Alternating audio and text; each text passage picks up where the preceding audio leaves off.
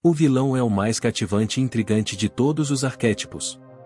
Muito se sabe sobre a natureza abnegada do arquétipo do herói e sua coragem em aceitar o chamado à aventura para superar seus piores medos. O herói, como representação de perseverança e retidão, sempre ganha destaque em uma história. No entanto, ele não existiria sem a sua contraparte necessária, o vilão, que permanece no escuro e representa adequadamente a sombra do herói, as qualidades desconhecidas, reprimidas ou ocultas.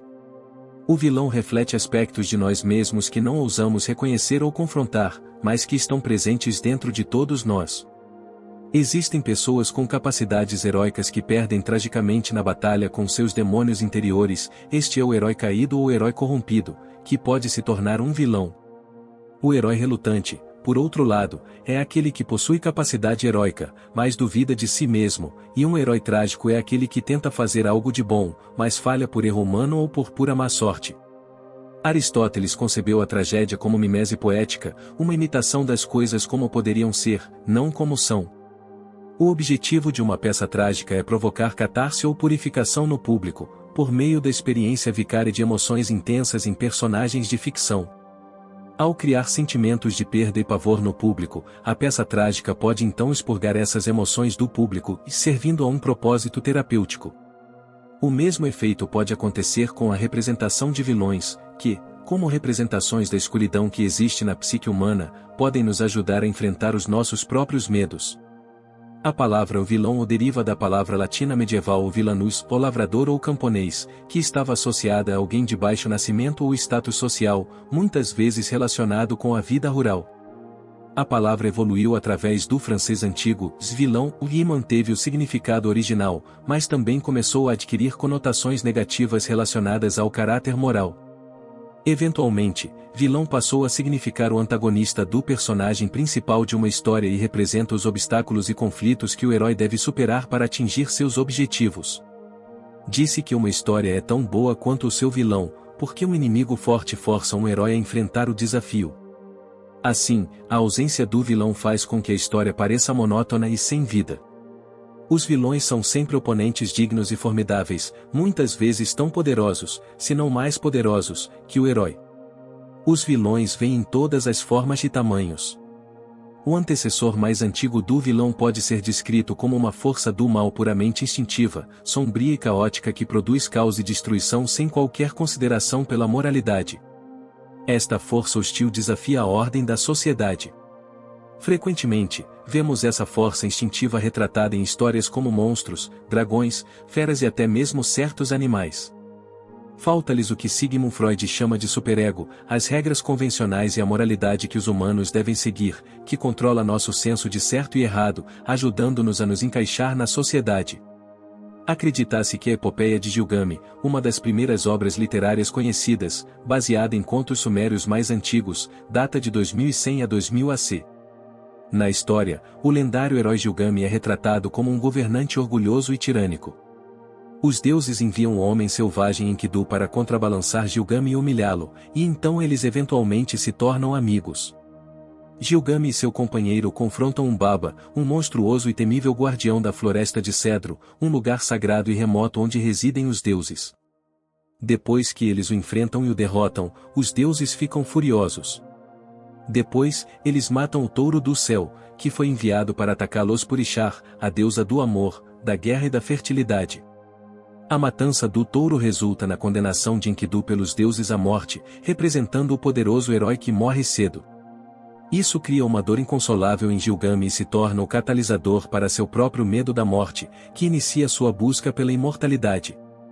No antigo poema épico grego de Homero, a Odisseia, escrito no século 8 AC, Odisseu e seus homens entram na caverna do ciclope Polifemo e se servem da comida do ciclope enquanto ele está fora. Em vez de partir, porém, Odisseu decide ficar e esperar pelos ciclopes, pois poderia dar-lhes presentes em sinal de boa vontade, pois esse é o direito dos estranhos. Quando o ciclope retorna, ele fica furioso e come alguns de seus homens.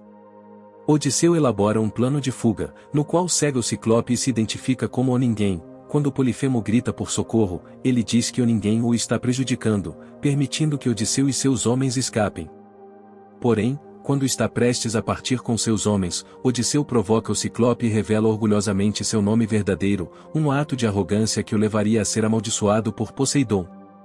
Nestes contos antigos, a ênfase é colocada no herói na sua jornada, e não nas suas características, ou nas dos indivíduos com quem o herói se depara. Embora possa não haver uma figura clara do vilão, o herói é retratado como um personagem complexo com características positivas e negativas. Em outras histórias, os vilões são antagonistas. Por exemplo, no poema épico do inglês antigo, Beowulf, composto entre 700 e 1000 DC, um monstro parecido com um troll Grendel tem atacado e devorado os habitantes do Salão de Hidromel de Eurot todas as noites durante 12 anos, pois não consegue suportar seus sons de alegria e celebração e é tomado por um ciúme odioso. Beowulf chega e mata o monstro com as próprias mãos. Grendel é descrito como descendente de Caim, o primogênito de Adão e Eva, e o primeiro assassino segundo o Antigo Testamento, que, num acesso de raiva e ciúme, matou seu irmão Abel. Como punição, Caim foi condenado a uma vida errante. Em Otelo, escrito no início do século XV, Shakespeare se aprofunda no funcionamento do vilão do personagem Iago.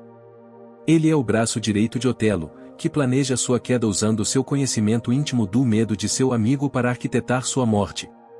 Ele é um mestre manipulador e enganador, que planta sementes de dúvida e ciúme, levando à morte trágica de vários personagens. Talvez o maior arquétipo de vilão de todos seja Lúcifer, o mais brilhante e amado dos anjos, que se rebelou contra Deus e foi expulso do céu, tornando-se o diabo, a personificação do mal absoluto.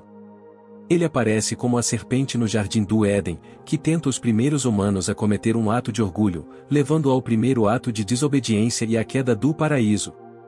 Em Paradise Lost, publicado em 1667, John Milton retrata Satanás como um personagem ambivalente cuja rebelião contra Deus é motivada por um desejo de independência e uma recusa em se submeter ao que ele considera como tirania. Ele declara a famosa declaração de melhor reinar no inferno do que servir no céu. No Fausto de Goethe, publicado no início do século XIX, o vilão é Mefistófeles, um demônio que aparece para Fausto em seu momento mais desesperador. Ele oferece a Fausto um pacto de sangue pelo qual lhe mostrará os prazeres da vida em troca de sua alma. Fausto, duvidando desta promessa, aceita o contrato, simbolizando a natureza sedutora do mal. Fausto, no entanto, concentrou-se na virtude e na melhoria da vida das pessoas ao seu redor. Embora ele experimente um momento de felicidade, sua alma é finalmente salva por suas ações. Curiosamente, a persistência do vilão em tentar Fausto e a relutância de Fausto em ceder levam à sua salvação. O romance Frankenstein de Mary Shelley, de 1818, retrata o cientista louco Victor Frankenstein criando uma criatura senciente através da reanimação de tecido morto, apenas para ficar horrorizado com as consequências de suas ações e abandonar a criatura. A criatura se compara a Lúcifer, o anjo caído retratado em Paraíso Perdido. Ele não entende por que foi renegado e alienado da sociedade, e por que as pessoas têm medo dele e o desprezam. Quando ele vê seu reflexo em uma piscina, ele percebe que sua aparência é horrível, e isso horroriza tanto quanto os humanos. A criatura passou a gostar de uma família pobre e realizava secretamente tarefas para ajudá-los. Eventualmente, ele abordou a família na esperança de fazer amizade com eles, mas foi atacado e teve que fugir. Ele fica furioso com a forma como está sendo tratado e perde toda a esperança de ser aceito pelos humanos, o que dá início à sua onda de matança. Este é o vilão trágico. O romance de terror gótico de Bram Stoker, Drula, publicado em 1897, retrata um vilão literário clássico. Drácula é uma vampira com poderes sobrenaturais que ataca pessoas inocentes, transformando outras em vampiros através de uma mordida e troca de sangue. O professor Van Helsing e seu grupo viajam para a Transilvânia em busca de Drácula, que acaba sendo derrotado. Em O Senhor dos Anéis, de Tolkien, publicado em meados do século XX, Frodo Bolseiro, o herói, enfrenta um dilema moral relacionado ao personagem Gollum, que é retratado como um vilão durante grande parte da história. Uma vez conhecido como Sméagol, ele foi corrompido pelos poderes do Um Anel, uma personificação do poder e da vontade do Lorde das Trevas Sauron, experimentando seu poder destrutivo e sua capacidade de corromper os corações daqueles que o possuem. Toda a sua existência agora gira em torno de seu precioso anel, que simboliza todo o nosso potencial para corrupção, ganância, poder, egoísmo, etc. Frodo, em sua missão para destruir o Anel e salvar a Terra-média, é acompanhado por Gollum. Ao chegarem ao precipício da Montanha da Perdição, onde o Anel deve ser destruído, Frodo hesita em destruí-lo. Ele reconhece os paralelos entre a jornada de Gollum e a sua. Ambos estão sobrecarregados pelo Anel e sua influência corruptora. Sua decisão de não matar Gollum reflete seu desejo de evitar tornar-se como ele e sucumbir à mesma escuridão. Frodo então reivindica o Anel para si.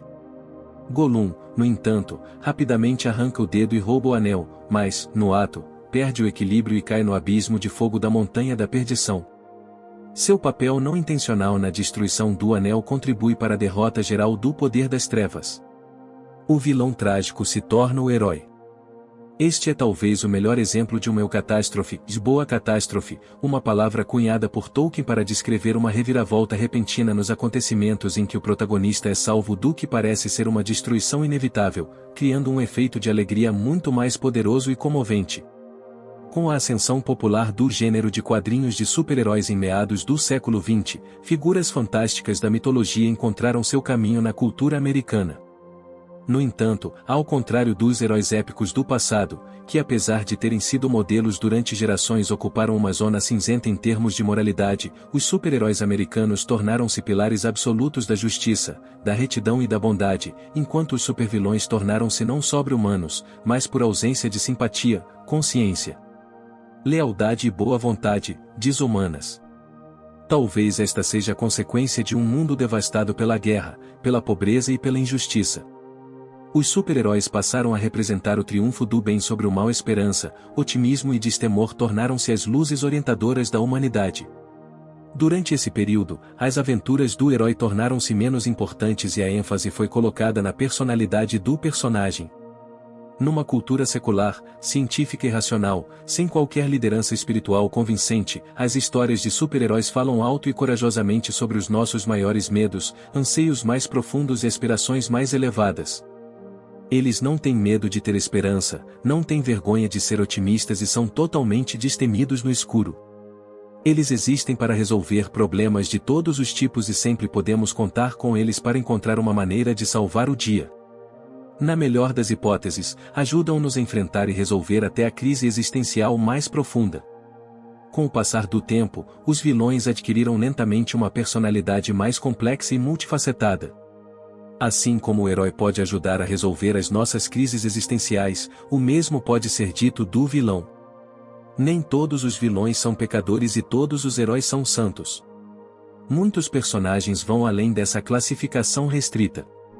Nos últimos tempos, os vilões podem até tornar-se simpáticos e possuir qualidades redentoras, tornando alguns deles estranhamente simpáticos, apesar das suas intenções maliciosas e ações imorais, desafiando assim as nossas noções tradicionais de bem e mal. Este tipo de vilão nunca existiu tanto quanto existe no século XXI, simbolizando uma grande mudança no inconsciente coletivo e que fala de uma experiência psicológica que é comum a todos nós. Essa figura é chamada de anti-herói. O anti-herói é um personagem moralmente mais ambíguo do que o vilão, com a diferença de que pode realmente ser o protagonista de uma história. O anti-herói se comporta como um herói convencional, mas geralmente é um desajustado, inconformista, carece de coragem, tem um toque de cinismo ou uma qualidade ferida. Ele pode ser um pária ou um vilão do ponto de vista da sociedade, mas por quem o público ou leitor pode simpatizar. Todos nós já nos sentimos como estranhos uma vez ou outra. O anti-herói deseja desesperadamente pertencer e tende a ser motivado pelo desejo de ser aceito, de ser amado, de fazer parte de um grupo. Ele também geralmente tem algumas qualidades redentoras que o tornam identificável. O escritor russo Fyodor Dostoiévski é mestre em retratar anti-heróis. Em Crime e Castigo, publicado em 1866, o anti-herói Raskolnikov é um ex-aluno doente e pobre, incapaz de pagar os estudos e cuidar da família. Ele passa por angústias mentais e dilemas morais. Uma vez que ele acredita que Deus está morto, ele deve tornar-se o próprio Deus, o que se alinha com a sua ideia de ser um homem extraordinário que pode ultrapassar os limites morais sem uma consciência culpada. Ele decide matar uma velha rica e perversa que se aproveita dos outros, mas ao fazê-lo, porém, sua meia-irmã entre Raskolnikov, chocado, a mata também. O resto do romance aborda a psicologia do que implica um assassinato. O anti-herói entra em períodos de delírio e tem uma série de sonhos perturbadores. Junto com o assassinato, ele também matou uma parte de si mesmo. O vilão moderno normalmente possui algum tipo de característica física ou psicológica que o diferencia, uma aparência única, uma risada ameaçadora, um sorriso sinistro, uma história trágica, etc. Os vilões normalmente têm cicatrizes, que não são apenas feridas físicas, mas também um lembrete sempre presente de sua educação difícil e da dor e trauma psicológico pelos quais tiveram que passar e com os quais devem aprender a conviver, uma divisão interna na alma de alguém. É difícil sentir alguma coisa quando se conhece apenas a dor. Isto pode levá-los a acreditar que somente exercendo controle sobre os outros poderão encontrar uma sensação de segurança e redenção. Personagens vilões podem fazer com que alguém experimente uma montanha-russa emocional, pode-se desprezá-los e mais tarde simpatizar com eles à medida que a história avança. Todos nós, em um momento ou outro, ficamos felizes, tristes, com medo ou até mesmo com raiva de um personagem com base em suas escolhas e ações. Essas emoções podem se tornar poderosas e convincentes o suficiente para nos fazer sentir como se nós mesmos fossemos participantes da história. Um dos vilões mais conhecidos da cultura popular é o Coringa, que personifica o humor e a diversão caótica, embora de forma maníaca. O interesse recente por esta figura, no entanto, mudou o foco da típica jornada do herói. Em Batman, A Piada Mortal, de Alan Moore, o Coringa, antes de se tornar o Coringa, é um comediante que luta para sustentar sua esposa grávida. Ele se culpa por sua incapacidade de sustentar financeiramente sua família e participa de um assalto como Capuz Vermelho. Ao enfrentar dificuldades na vida, somos forçados a fazer uma certa escolha, que pode ir contra as normas sociais e a moralidade. Quando Batman chega, o comediante aterrorizado cai em um tanque de resíduos químicos, desfigurando-o. Isso, junto com a morte acidental de sua esposa grávida, resulta no nascimento do Coringa, mentalmente instável.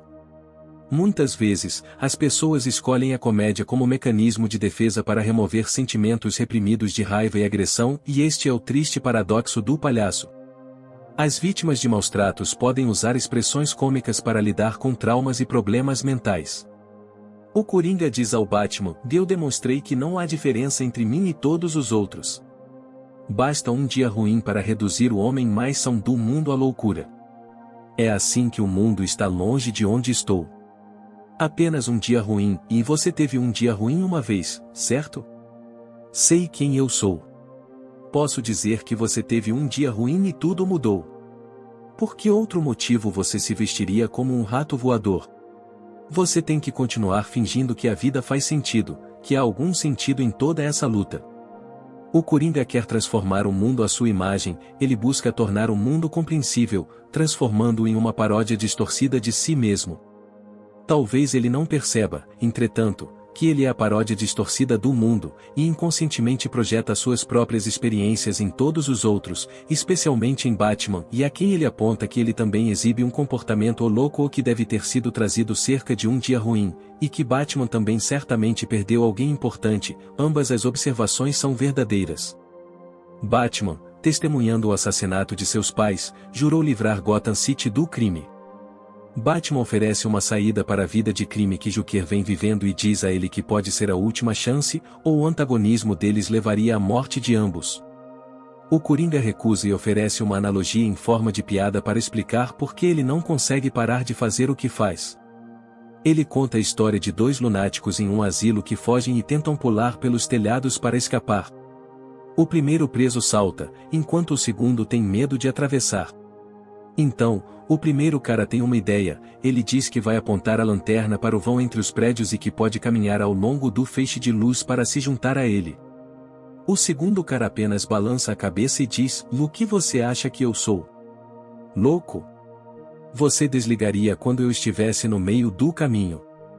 Neste momento lindamente agridoce, o Coringa e o Batman finalmente se conectam quando ambos percebem suas relativas insanidades e riem da trágica inevitabilidade de sua espiral descendente juntos.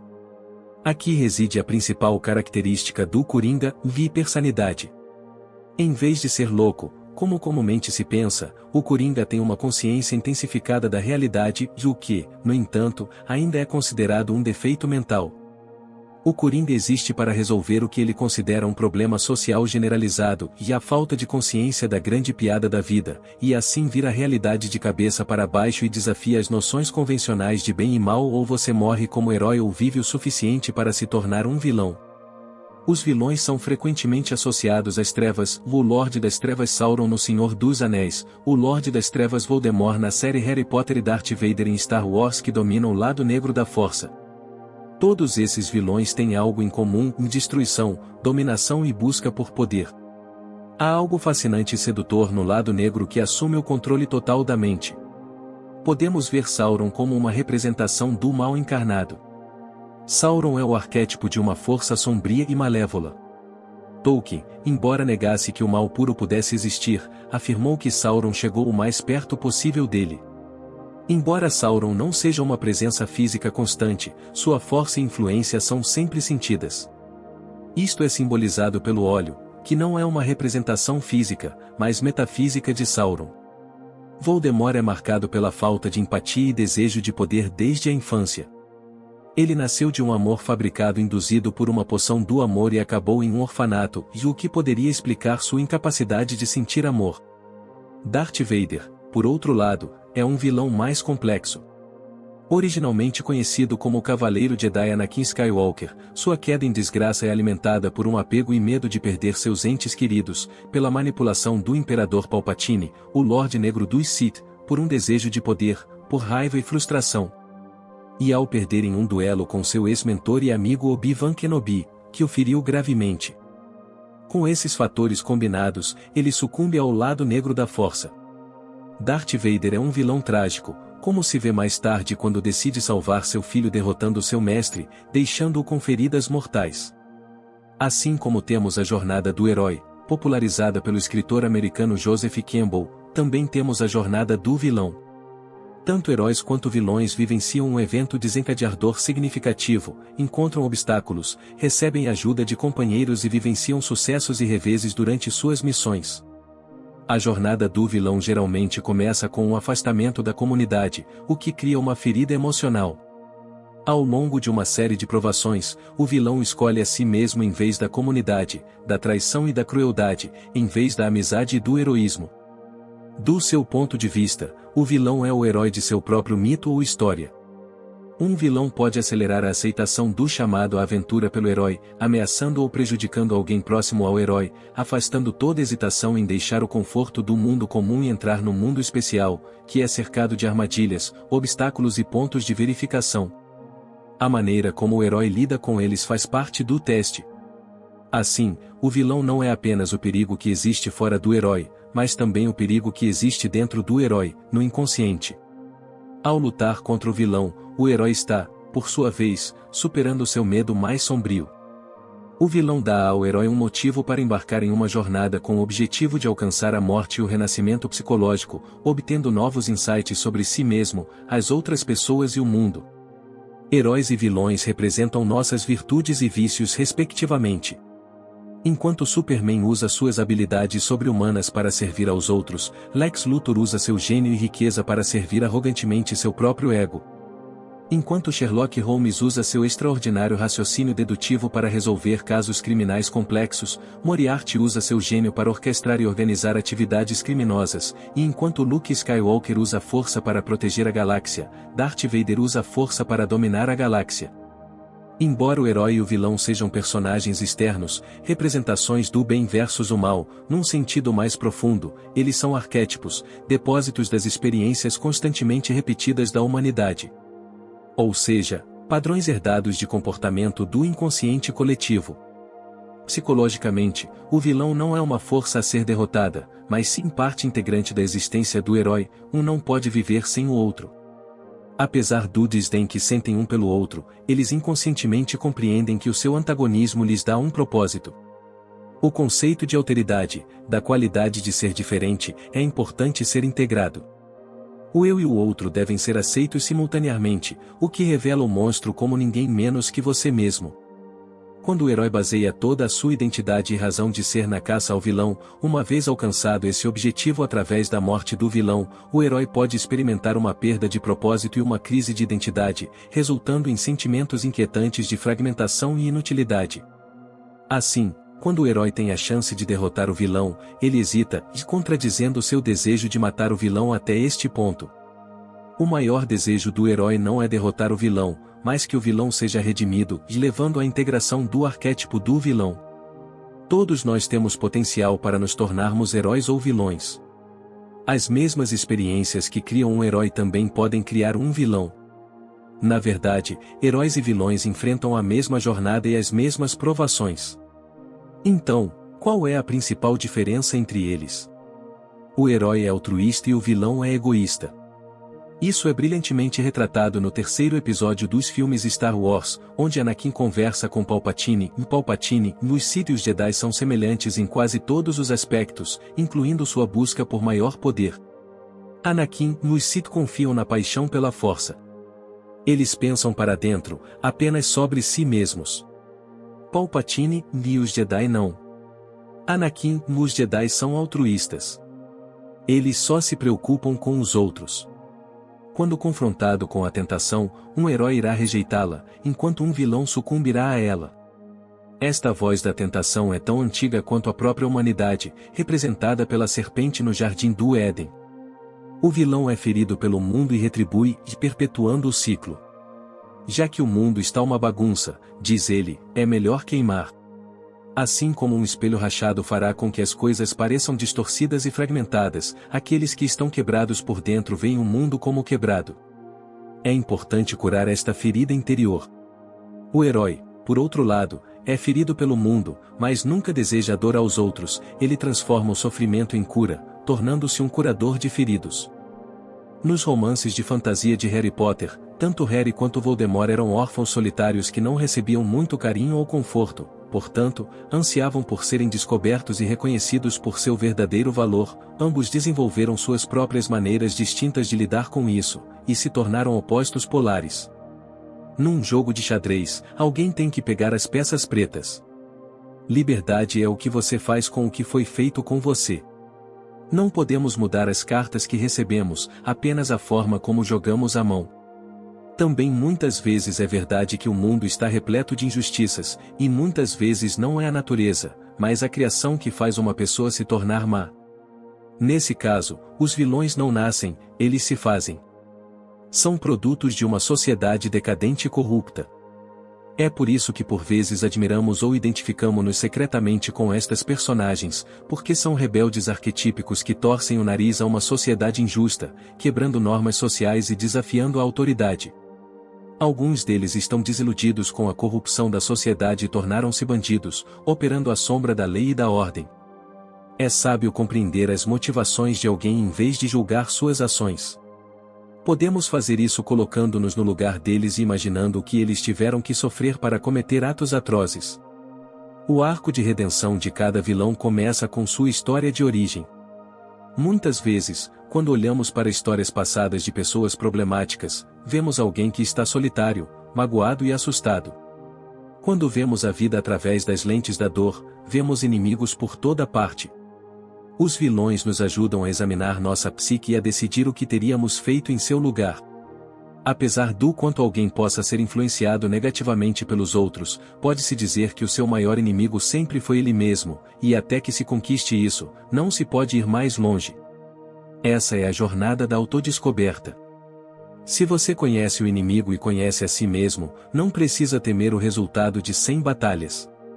O vilão costuma ser um espelho dos aspectos sombrios da humanidade, incorporando qualidades que são mais prejudiciais, gananciosas, egoístas e destrutivas. Muitos de nós lemos as histórias de vilões com grande interesse e as consideramos aterrorizantes e fascinantes. Isso porque representam determinados conteúdos do nosso inconsciente. É muito mais fácil projetar o mal nos outros e negar a nossa capacidade para o mal. É comum que uma pessoa ou grupo de pessoas acredite que são os mocinhos e projete o mal nos outros, anulando qualquer não agressão do oponente. O outro é necessariamente o inimigo ou vilão, que deve ser derrotado por quaisquer meios. Isto, claro, é demasiado unilateral, pois psicologicamente temos qualidades boas e mais. O escritor russo Alexander Solzhenitsyn afirma: "E a linha que divide o bem e o mal atravessa o coração de cada ser humano. E quem está disposto a destruir um pedaço do seu próprio coração? O mal não pode ser morto ou não pode ser destruído. Pois nada mais é do que aquilo que está dentro de cada um de nós." A dualidade é uma característica da natureza humana, portanto, a unilateralidade é uma forma de desumanização. O simples fato é que todos somos capazes de fazer o mal, mas a maioria de nós escolhe não fazer o mal. No vilão, porém, o mal, a desumanização e o unilateralismo completam-se e capacitam-se mutuamente. Isso explicaria suas características de poder, orgulho, egoísmo, etc. Da mesma forma, uma visão unilateral das características heróicas, coragem, compaixão, humildade, etc., não significa todo o espectro da experiência humana. Nosso objetivo é equilibrar essas dualidades dentro de nós. O estranho caso do Dr. Jekyll e do Sr. Hyde retrata a dualidade da natureza humana, mostrando os dois lados do mesmo homem. Aquelas pessoas que parecem aparentemente boas às vezes têm uma natureza chocantemente má. Dr. Jekyll, um homem bem educado, passou toda a sua vida assumindo uma persona, máscara social, e reprimindo impulsos malignos que são desaprovados pela sociedade. Ele cria uma poção na tentativa de eliminar de si mesmo esse mal oculto.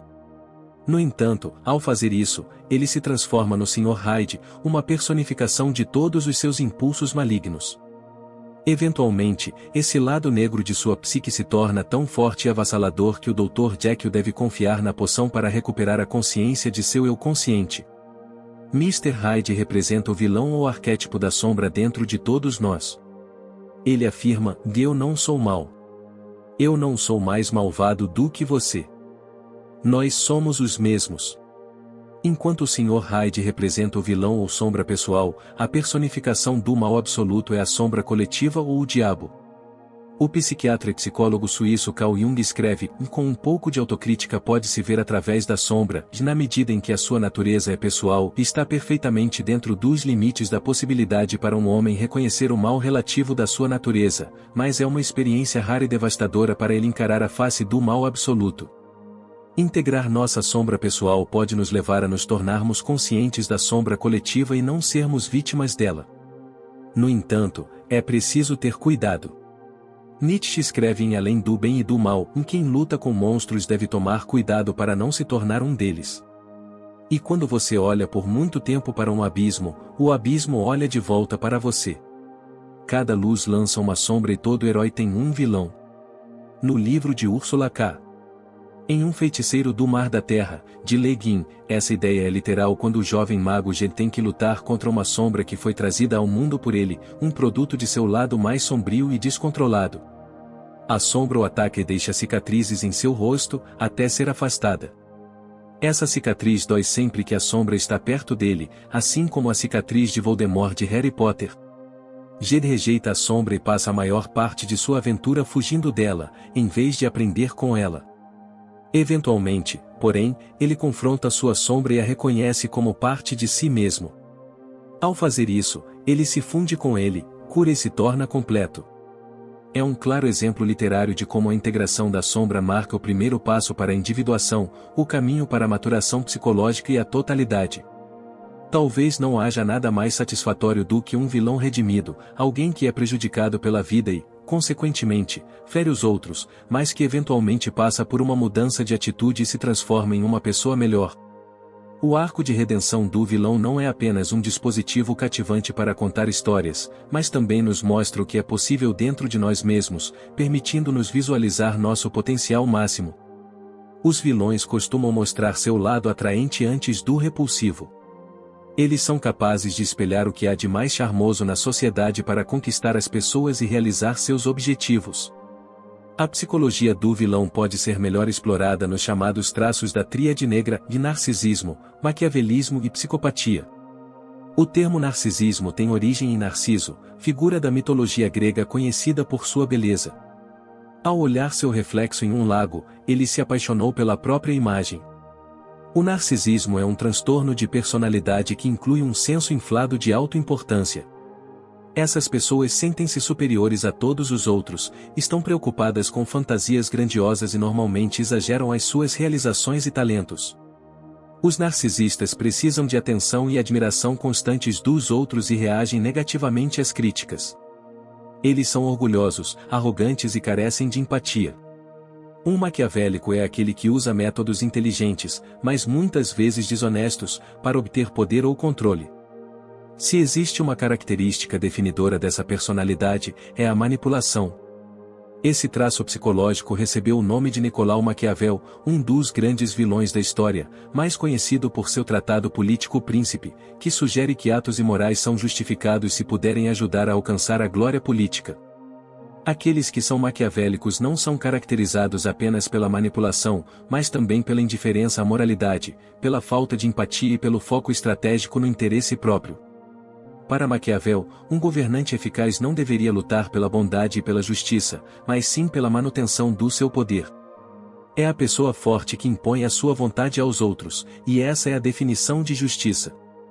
Ele afirma que devemos ser temidos e amados, mas se for preciso escolher, é mais seguro ser temido do que amado. O que se deve evitar a todo custo, porém, é ser odiado, pois isso levaria à derrubada do povo, perdendo assim o poder ou levando à morte. Assim, Maquiavel nos diz que é preciso parecer bom para as pessoas. A portas fechadas, porém, pode-se construir todo tipo de maquinações, apunhalar pelas costas ou enganar os outros. A coisa mais próxima na vida real de um vilão ideal provavelmente seria um criminoso psicopata. A psicopatia é a mais recente das tríades sombrias e inclui alta impulsividade e busca de emoções, juntamente com baixa empatia e ansiedade. Os psicopatas são caracterizados por comportamento antissocial, egoísmo e falta de remorso. Não têm amor verdadeiro nem amigos, pois carecem de empatia e são frios. Apesar de suas origens diversas, as personalidades que compõem a tríade negra se sobrepõem. Todos os três implicam um caráter socialmente malévolo com tendências comportamentais à autopromoção, frieza emocional, duplicidade ou engano e agressividade. Agora veremos algumas das imagens arquetípicas mais comuns do vilão. O tirano é um líder cruel, injusto e autoritário que tem um apetite insaciável pelo poder, que pode aparecer em qualquer pessoa, mas é exemplificado em ditadores, líderes de cultos, senhores do crime, fanáticos religiosos, políticos corruptos, etc. O problema é que o poder é insaciável, é uma sede insaciável. Não importa quanto poder alguém obtenha, sempre estará insatisfeito e quererá mais. O povo do tirano é apenas um peão para ele, e ele conquista e esmaga impiedosamente seus inimigos. Ele é o oposto do líder humilde ou benevolente. A força do déspota é a orientação para objetivos, seja o que for que ele almeje, ele alcançará. Ele permanece focado e é decisivo, podendo resolver um dilema em poucos minutos. No entanto, isso também causa teimosia. Às vezes ele está tão focado na missão que tem pela frente que perde a noção de quando uma causa está perdida. Mesmo quando a batalha termina, ele pode continuar a lutar. Assim, decisões rápidas e sem reflexão podem levar à sua queda. O tirano é antipático e não se importa com os problemas das pessoas. Ele fica irritado quando as decisões não são tomadas da maneira certa. Um golpe no seu orgulho pode levá-lo a uma conduta irracional. O orgulho é uma máscara para a autoaversão, o tirano diz, e se eu não conseguir, mereço sofrer. Ele é motivado por um medo secreto, e o medo de perder o controle sobre seu governo, que também pode se manifestar como uma determinação de controlar todos ao seu redor. A sua sede de poder pode ser uma compensação para o seu complexo de inferioridade. O fracasso faz parte da vida. O herói aceita isso com dignidade, o tirano luta contra isso. Sem humildade, a pessoa rapidamente se torna arrogante. Amor próprio e humildade andam de mãos dadas. O herói é abnegado, uma qualidade que falta ao tirano. A recusa a esta submissão altruísta é o que faz os tiranos. Joseph Campbell escreve: o herói de ontem torna-se o tirano de amanhã, a menos que se crucifique hoje. Outro tipo de vilão é o ressentido, cuja principal característica é arder de ressentimento e ansiar por vingança. Às vezes ele é o irmão mais velho de uma criança mais amada pelos pais. Ele tem ciúme e inveja do carinho demonstrado por seus pais ao irmão e planeja mostrar a seus pais que ele vale mais. Talvez ele fosse a ovelha negra da família. O filho preferido nasceu com sorte, é inteligente, bonito e recebe toda a atenção. O outro, teve a sorte de ter nascido. Isso pode ser devido a um trauma intergeracional, pelo qual a dinâmica familiar disfuncional é passada de uma geração para a seguinte. Famílias disfuncionais e a falta de modelos positivos ou de relacionamentos de apoio podem alimentar tendências vilãs. O ressentido provavelmente vem de uma casa de abuso, negligência ou rejeição e desenvolve trauma ou um complexo negativo, um grupo de ideias ou imagens com carga emocional. Ele também pode ter experimentado a perda de um ente querido ou uma traição pessoal. Essas experiências negativas podem criar emoções profundas e não resolvidas que despertam sentimentos de raiva e desejo de vingança. A vilania de uma pessoa torna-se uma saída para as emoções não resolvidas, uma forma de externalizar a turbulência interior para o mundo externo. O ressentido anuncia orgulhosamente suas atitudes rebeldes contra a injustiça da vida. Ele é independente, ousado e tem forte convicção em suas crenças e valores. Ele nunca esquece e embora apenas reste o ressentimento, ele carrega seu rancor com orgulho e uma tentativa desesperada de ganhar um senso de importância em um mundo que falhou com ele. Ele pode ser durão e mau, mas também carismático, e geralmente é esperto. Suas vulnerabilidades são o pessimismo, a amargura, a volatilidade e, principalmente, o ciúme. O traidor é o vilão que trai quem mais confia nele. Ele é um manipulador ou figura maquiavélica. Apesar dos sorrisos de apoio e dos ouvidos solidários, ele planeja a destruição de seus amigos. Ninguém suspeita do mal que se esconde em seu coração. Isso realmente o ajuda a ter sucesso. Ele também pode fingir ser empático, ouvir os outros e aparentemente se importar com eles, fazendo com que os outros gostem dele. O maior trunfo do traidor é a confiança que as pessoas depositam nele, pois ele parece confiável. Suas vulnerabilidades são a solidão, o remorso, a dúvida, a paranoia e a turbulência emocional. Às vezes, um mentor se transforma em vilão ou trai o herói. Na mitologia nórdica, o anão e ferreiro Regin adota Sigurd, que mais tarde se tornaria um herói lendário e matador de dragões. Regin ajuda seu filho adotivo a reforjar sua espada quebrada e o convence a matar o perigoso dragão Fafnir. Quando o dragão é morto, entretanto, Sigurd descobre as intenções de Regin de traí-lo e guardar o tesouro para si. Não se deve seguir cegamente todos os ensinamentos do mentor, é saudável questionar os motivos do mentor. Talvez não haja pior vilão do que o sádico, que gosta da crueldade pela crueldade e se diverte ou sente prazer com o sofrimento psicológico ou físico dos outros, incluindo os animais. Ele ou ela usa a violência e a agressão para controlar e dominar os outros e gosta de incutir medo ou vergonha nas pessoas. O sádico humilha as pessoas na presença de outras pessoas, trata alguém sob seu controle com severidade e mente com o propósito de infligir dor aos outros. O criminal Mastermind ou Evil Genius adora exibir sua inteligência superior. Aqueles que são intelectualmente inferiores são desprezíveis para ele, o que inclui quase todos. Ele cria quebra-cabeças, armadilhas e experimentos elaborados, e o jogo é sempre manipulado a seu favor. O Mastermind é analítico. Ele não apressa as coisas, mas pensa antes de agir e resolve metodicamente cada peça do quebra-cabeça. A principal motivação de suas ações é provar que ele é mais inteligente do que todos os outros, que todos estão errados e que ele está certo, e que ele é o melhor em uma determinada habilidade ou talento. Talvez seja porque seu gênio não é apreciado pelos outros, ridicularizado por seus colegas, ou porque ele era o nerd da turma que todos perseguiam. Os serial killers costumam ser gênios do crime, encontrando emoção em não serem pegos e escaparem impunes de um assassinato. Como visto no caso de Jack, o Estripador. O arqui-inimigo de Sherlock Holmes, o professor James Moriarty é um gênio do crime. Ele próprio não comete os crimes e, em vez disso, utiliza a sua inteligência e recursos para fornecer aos criminosos estratégias criminais e proteção da lei, em troca de uma taxa. Outro mentor astuto é Hannibal Lecter em O Silêncio dos Inocentes. Ele é um psiquiatra brilhante, charmoso e altamente sofisticado, com gostos refinados em arte, música e culinária, que também é um serial killer canibal. O cientista louco é uma figura semelhante ao Mastermind, pois ambos são intelectualmente brilhantes. A motivação do cientista louco, no entanto, é diferente e é a sua sede de conhecimento e experimentação que o move, e muitas vezes o leva a violar limites éticos ou a ignorar as consequências potenciais das suas ações. Ele pode construir tecnologias destrutivas ou realizar experimentos cujos resultados o aterrorizam, como é retratado em Frankenstein. O jester ou trickster próspera no caos e na travessura. Loki na mitologia nórdica é conhecido por seus enganos e trapaças. Sua capacidade de mudar de forma permite que ele alcance seus objetivos. Ele causa a morte de Baldur, o mais amado de todos os deuses, e desempenha um papel significativo na provocação dos eventos do Ragnarok, na queda dos deuses e na destruição de todo o cosmos.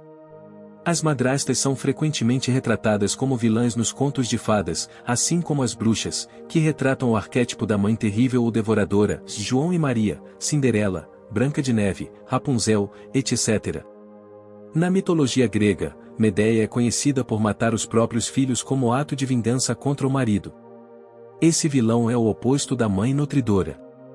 Ela é abusiva, controladora, avarenta, não tem empatia e geralmente é aberta sobre sua necessidade de poder. Uma das vilãs femininas mais populares é a Femme Fatale, literalmente, mulher fatal ou mortal. Ela é semelhante a uma aranha viúva negra que atrai suas vítimas para acasalar em sua teia e depois as consome, ou como na Lorelei do mito alemão, um belo espírito da água ou sereia que canta para seduzir e atrair os homens para a morte. Essa vilã tenta conseguir o homem ideal como seu amante, e não se preocupa com as qualidades nobres do herói, mas sim com necessidades superficiais que podem distraí-la e distraí-la, além de lhe dar uma falsa sensação de merecimento. Sempre que ela está entediada, ela passa para a sua próxima vítima. No Antigo Testamento, Dalila seduziu Sansão e conseguiu cortar seu cabelo, privando-o assim de suas forças e levando-o à queda.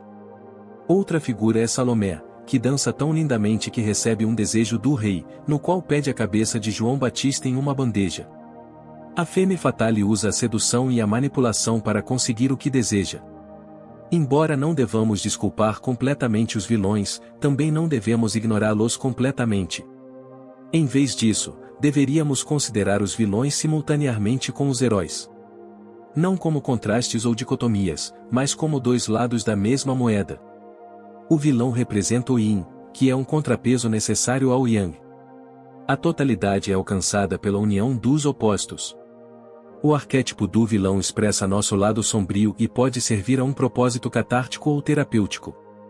A redenção do vilão interior está inevitavelmente ligada à integração da nossa sombra, o que constitui o primeiro passo essencial para a autorrealização, e pode ser a razão pela qual o arco da redenção do vilão é tão poderoso, pois expressa o nosso potencial máximo para a totalidade. Ver-nos como puramente bons e ignorar a nossa capacidade para o mal irá, como diz Solzhenitsyn, destruir um pedaço do nosso próprio coração. Quando as pessoas buscam a perfeição, baseiam toda a sua visão de mundo em uma mentira. Quando aceitamos a realidade de que todos temos falhas e aceitamos tanto o bem como o mal que a vida tem para oferecer, somos capazes de experimentar plenamente o que é ser humano e tornar-nos completos.